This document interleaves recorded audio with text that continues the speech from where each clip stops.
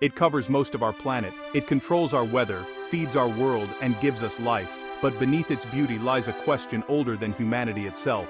Why is the ocean salty? You've probably tasted it before, that sharp sting of salt on your lips after swimming, but think about this. Rain isn't salty. Rivers aren't salty. Lakes aren't salty.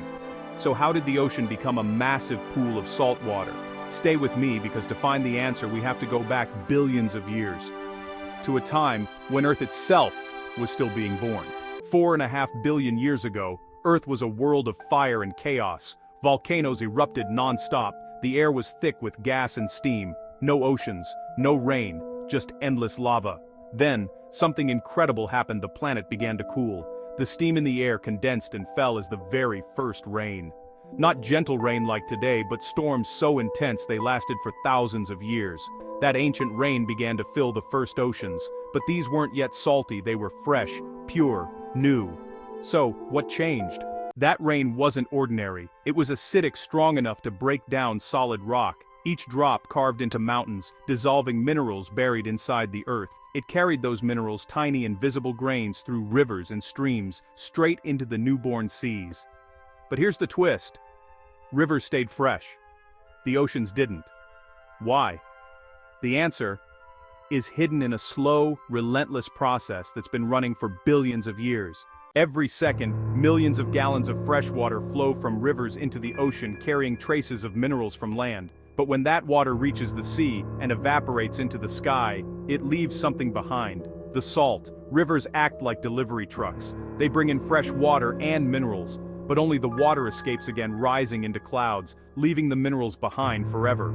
Over time, the ocean became a giant salt collector, a process so slow no one would notice in a lifetime, but unstoppable over billions of years. Even now, deep beneath the waves, the planet keeps feeding the ocean. Hydrothermal vents and undersea volcanoes constantly release new minerals: sodium, magnesium, chloride, the ingredients of salt. But the ocean doesn't just collect, it also gives back. Some minerals sink, trapped in the seafloor forever.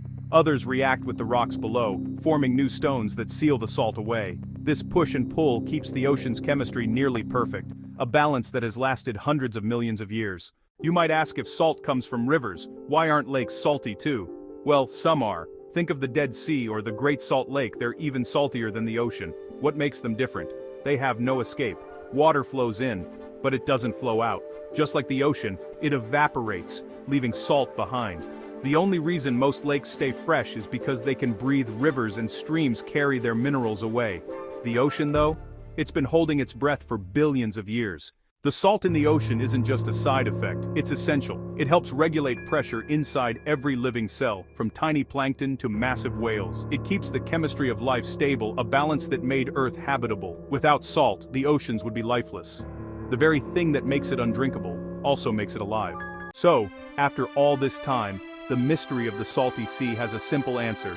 It's the story of rain, rock, and time. Rain dissolves the land, rivers carry its essence, and the ocean, with infinite patience, keeps every drop. Every taste of seawater carries the memory of ancient Earth. A planet that turned stone into salt, and salt into life.